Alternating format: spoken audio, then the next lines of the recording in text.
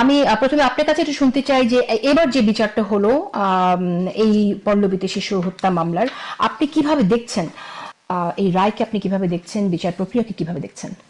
আমার মনে হচ্ছে যে আমরা তো আজকে পড়েছি বা দেখেছি যে এই ভিকটিমের বাবা বলেছেন যে উনি সন্তুষ্ট হয়েছেন রায়। অফকোর্স মানে ওনার প্রতি সহানুভূতি এবং সংহতি জানানো ছাড়া কিছু, মানে এছাড়া আর কিছু আমরা করতে পারি না, তাই না? ওনার পাশে দাঁড়ানো অবশ্যই প্রয়োজন। আম, কিন্তু কর্তব্য। এটা একটু ব্যতিক্রমী দেখলাম যে ডিফেন্সের যিনি, মানে ডিফেন্সের যিনি আইনজীবী ছিলেন, মানে এই যারা শেষ হুম, পর্যন্ত সাজাপ্রাপ্ত হয়েছে, উনিও বললেন উনি সন্তুষ্টি প্রকাশ করেছেন। সেটা আমি ঠিক হুম, বুঝতে পারি, একটু অন্যরকম একটা ব্যাপার। বিচারটা খুব দ্রুত হয়েছে, সেটা ঠিক।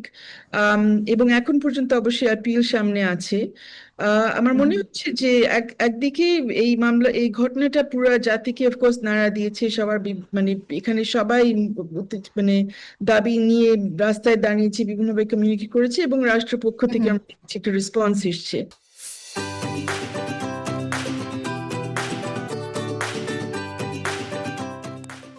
হুম, তো সেটা যেমন পজিটিভ, এরকম ফিলিংটা পজিটিভ, রেসপন্সটা পজিটিভ। একই সাথে আমি বলবো যে দ্রুত বিচার আমরা হুম, অবশ্যই চাই, কিন্তু দ্রুত বিচারের ক্ষেত্রে আমাদের একটু খেয়াল রাখতে হবে যে দ্রুত বিচারের নামে আবার কোনো ধরনের অন্যায় না হয়ে যায়, এবং অতি দ্রুত কিছু যাতে না হয়। কারণ এখানে হুম, আমাদের বিচার ব্যবস্থার প্রিন্সিপাল অন্তত হচ্ছে, প্র্যাকটিস ভিন্ন হতে পারে, বাট প্রিন্সিপাল হচ্ছে এখানে অফকোর্স ভিকটিমের জন্য বিচার পাইয়ে দিতে হয় এবং ভিকটিমের সুরক্ষার ব্যবস্থা করতে হয়, কিন্তু পাশাপাশি অভিযুক্ত ব্যক্তিরও কিন্তু ন্যায় বিচার পাওয়ার অধিকার রয়েছে, এবং সেটার জন্য তার যথেষ্ট সময় লাগবে।